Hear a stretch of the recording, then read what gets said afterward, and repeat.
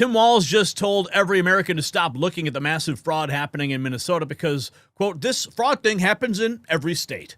Meanwhile, hundreds of Somali businesses are collapsing after widespread fraud discoveries, and now they're demanding Americans come fight for their rights. But here's what Walz doesn't want you to know. See, it's not just about Minnesota anymore. Rand Paul is exposing $5 billion in refugee assistance programs buried in the spending bill. And he's demanding answers about the massive fraud that we've seen. While you're working overtime to pay your taxes, your money's being stolen through fraudulent programs that Walz admits he knew about. Now, these aren't isolated incidents. This is a systematic theft of American taxpayer dollars. And now, as these businesses collapse, they're demanding that Americans come protest for them.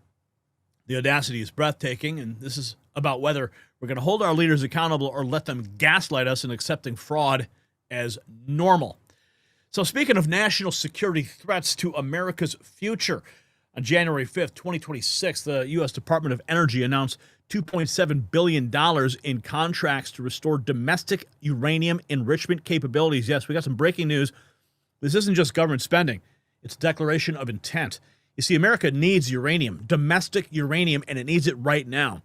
The U.S. consumes 55 million pounds of uranium annually, but we only produce about 5% domestically. Remember when Hillary Clinton sold off our uranium supply? Yeah. Well, the rest comes from foreign sources now, many of them hostile, and that's why smart investors are positioning themselves in companies like Atomic Minerals. They're not just mining uranium, they're mining America's energy independence. So while politicians play games with our tax dollars through fraudulent programs, Atomic Minerals is securing our nation's future. Their projects could be game changers for America's energy security. So visit the link in the description for the full briefing, because this is America First investment, because while some politicians enable fraud, others are building America's future. Check out the briefing, and we thank them for supporting this program. But here's a twist that will make your blood run cold. Senate Republicans are meeting behind closed doors about government funding. Now, they are optimistic about a deal with Democrats. Optimistic, yes. Well, Rand Paul is fighting to cut $5 billion in refugee assistance. That's been riddled with fraud. Establishment Republicans are ready to make deals, and Walz is telling us the fraud is normal and we should just accept it. Here we have Governor Evers claiming he's confident in our data, yet refuses to open the books and allow any audits. Food stamps audit, block. Medicaid transparency, block. Voter roll review, block. Wisconsin taxpayers have a right to know where their money is going. Take a look at this footage. Industrial scale fraud in the billions. Don't think it can't happen here. Democrats recently blocked an audit of our food stamp records. Our voter rolls, blocked. And Medicaid, blocked again. Why not give the data to see if there's any bad apples or fraud? We feel confident in it. But not enough to open the books? Vote for transparency. I refuse to allow Minnesota's madness and Illinois' insanity to take root in Wisconsin. Vote Tom Tiffany for governor. Sounds like a vote that I would cast. Yeah, he knows about the Illinois corruption. The Wisconsin blockade sets the stage perfectly because while Evers stonewalls audits, Trump is mobilizing the heavy hitters like Dr. Oz to target Walz's Minnesota mess. Donald Trump posting a video of Dr. Oz warning Tim Walz that every Medicaid bill is about to get audited. Check this out. We have just sent a letter to Governor Walz alerting him to something he probably fears and should have taken action in a timely manner to avoid. We are auditing all of the Medicaid bills, in particular for the 14 programs that he and his own administration have admitted were problems, and we're going to claw that money back from the Medicaid monies that they'll be getting. Now, this is a major problem for the state because they've got to own the fact that they have been bilking the federal taxpayer for their sloppy behavior for years. Oh, yeah. Party is over, Timmy. Trump's just not making threats. He's backing them with serious firepower, and Walz's response is about to show just how rattled he is. Tim Walz suggests the fraud in Minnesota is all make-believe. You won't believe this. Watch. Mention this fraud investigation and the reason that they're here. Is there anything you think, when you look back, you could have done differently to prevent them from showing up and doing what they're doing here? No, they were coming anyway. It was all make-believe that we'd been at it. Every state had this. And look, I do think there has to be accountability in this. No one in state government was implicated. This happens all over. People did this. We got it caught. We put them in jail or whatever. Yeah, you're not in jail yet, though. But that's coming. Walz calling it make-believe is pure desperation because the evidence we're about to show you proves the fraud is real. Dozens of fake Medicare providers allegedly operating out of a single Minnesota address are accused of stealing hundreds of millions in tax dollars. Money critics claim is being funneled to Somalia and connected to Democrat patrons. Nick Shirley, of course. We got to give credit where credit's due. Check this out. And we headed over to the next building that had 22 of the same home health care providers operating from inside of the building. Right here you have multicultural home care. And right here it says it's open, but can't even get in. Another Reliance Recovery Center. Mercy and Grace Care, Inc. Right here you have Denden Eritrean Youth Development Association of Minnesota. Another child care center. Welcome to Bright Beginning Center. But what do you guys think about the fraud that's taking place here in Minnesota? Sorry. No comments. Can I please? Right here you have Serenity Quality Care. All of these businesses are literally the same type of business, providing the same service in the same building. Another Convenience Home Health Care, Aid, Inc., and Child Friendly Space. All these companies get money from the government. Why would you have the same company essentially inside of the same building, door to door? Right here, Queenly Home Health Care. It just does not make sense. If you're trying to operate a business, you'd want to have less competition. But here, they have all of their competition right next door. We're wondering, because we hear there's lots of fraud taking place here in Minnesota, and we're wondering, why is there so many of the same companies inside of this same building? No, I don't know that.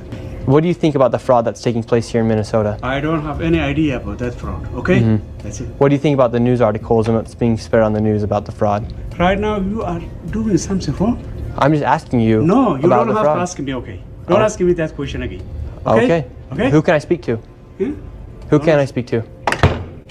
Okay. As soon as you confront about the fraud, they get angry. When these people have these home healthcare companies, you're seeing them everywhere inside this building. What kind of fraud are they committing? So there's false documentation being submitted to the state of Minnesota for services never provided. They're having forms signed in advance for services that were then never rendered. As far as a year or 2 years in advance, they'll have someone sign these forms at one sitting, and then they just file those with the state of Minnesota, and nobody from the state of Minnesota bothers to check that those services were ever provided.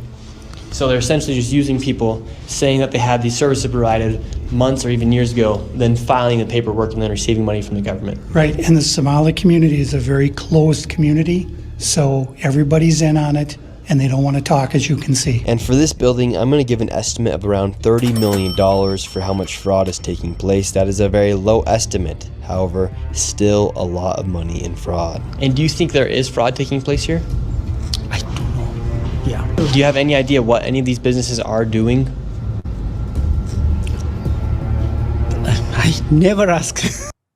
I never ask. That's the problem. Nobody ever asks, but Shirley's there, and he's asking. The scale is staggering. We're talking hundreds of millions funneled through fake operations, and this connects to the much bigger immigration enforcement story. The end is near for the lawlessness and fraud enabled by sanctuary cities. President Trump made his agenda clear, and it's up to Republicans to deliver. Lindsey Graham. You have 12 states that ignore federal law that's been on the books for 30 years. It literally incentivizes more illegal immigration. It's a massive invitation to fraud, and it breaks down law and order. What happened in Minnesota is a result of a state ignoring law that's there to help the people. So I promise you, if you're worried about Donald Trump abandoning his promise to end sanctuary cities forever, you need not be worried. That's right, because Trump is taking them all by storm. The sanctuary city warning is not coincidence. This is Minnesota fraud, exactly the kind of abuse that Trump is about to get the Trump treatment. Rand Paul, I'm opposing the $5 billion in refugee assistance program buried in the bill. We see massive fraud in places like Minnesota. I've filed an amendment to stop refugee welfare spending. It can pass by a simple majority. If Republicans stay unified, we can protect your tax dollars. A lot of news reports about the fraud occurring in Minnesota. I think it makes people mad. It makes me mad. And then I see in the appropriation bills that all the people who are going on television squawking about this are now voting to give another $5 billion to these programs. You can't just say, oh, we'll have better people next time and we're going to send people to Minnesota to clean it up. Yes, we should try to do that. But the way you clean it up is you give them less money.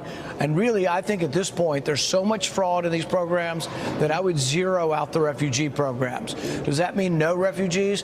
No. If churches and people want to bring refugees and they welcome them to this country and they come legally, they should pay for them. Charity's when you give your own money. It's not charity to bring people in and then have billions of dollars taken from the taxpayer. So I think all refugees that come to this country should not get any welfare. Doesn't mean they can't get assistance. Churches and individuals should help them, but shouldn't be any government assistance because I think it becomes a beacon to an entire group of people. You know, look, half of Somalia seems to have come to Minnesota. So I think the way you stop that is you have to stop these refugee programs. And I think it points out some hypocrisy on the Republican part that on the one hand, they're all, oh, we need to do something, we need to do something. And then they're going to fund another bill with $5 billion more for refugee programs, refugee welfare, essentially. All right. So Rand Paul on the case as well, blocking refugee funds because he knows exactly where it is going. Minnesota. Yeah, that's where the fraud is, and elsewhere. But we're going to show how this proves this scandal is imploding. Hundreds of Somali businesses in Minnesota are crumbling and going broke after the discovery of widespread fraud in the state. Somali residents speaking out and demanding Americans come fight for our rights and do the protesting for us. Ooh. Looks like a cadaver. Everybody was screaming to open business this small, but not anymore. It's very slow. We're not making any money. If this problem continues, I don't think we can have our business. I live South Did you see the last one there? She was wrapped in the American flag. If you walk around you think nobody lives the area.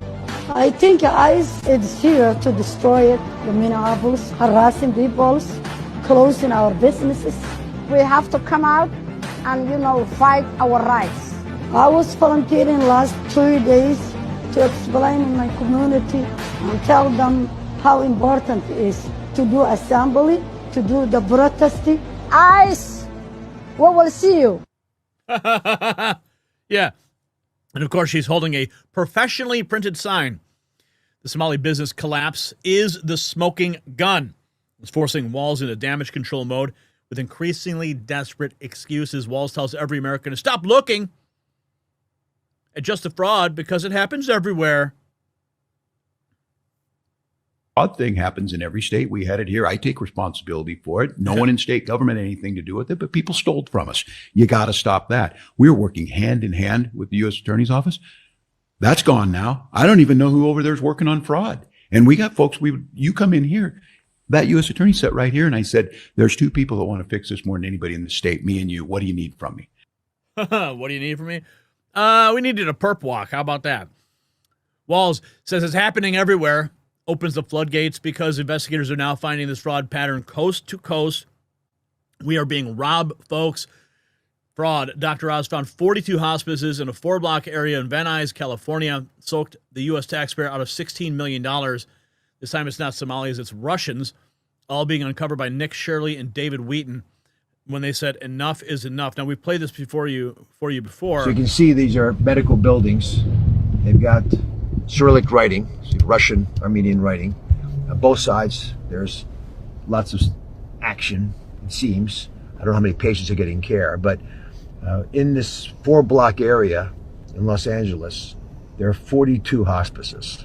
So either there are a lot of people dying here, or you've got a fraudulent activity that is so good that everyone wants to get in on it. And that's exactly what is happening. We are being robbed. The fraud web is spreading from Somalis to Russians coast to coast, and that's exactly why Republicans are scrambling behind closed doors right now. Republicans just emerged from a closed-door meeting to avert a government shutdown and are optimistic about deals with Democrats. The deal may involve passing 5 of 6 funding bills, short-term DHS funding, while negotiations continue. So we're going to continue the investigation here. The party is only just beginning. And you're watching it here on the Next News Network. So the mask is completely off now. Tim Walz admitted he knew about the fraud, dismissed it as normal, and told Americans to stop looking into it. Meanwhile, the very businesses connected to the fraud are demanding that Americans fight for their rights as they collapse. This is the Democrat playbook. Steal your money, gaslight you about it, then demand you fix their mess. So here's the bottom line. Tim Walz enabled massive fraud with your tax dollars, dismissed it as normal when caught, and told you to stop investigating, and now the businesses involved want Americans to protest for them as they collapse. This is what happens when we elect leaders who hate America First policies. We cannot let them normalize this theft. Rand Paul is fighting back, but he needs backup. Do you think Walz should face criminal investigation for enabling this massive fraud scheme? Or should we just accept that stealing taxpayer money is the new normal? Let me know in the comments, and don't forget to check out the Next News merch shop for gear that shows you are fighting for America first. The system controls information. Information control is power. They don't want you to see this. The truth only survives together. They don't want this shared. Share this now. You know out.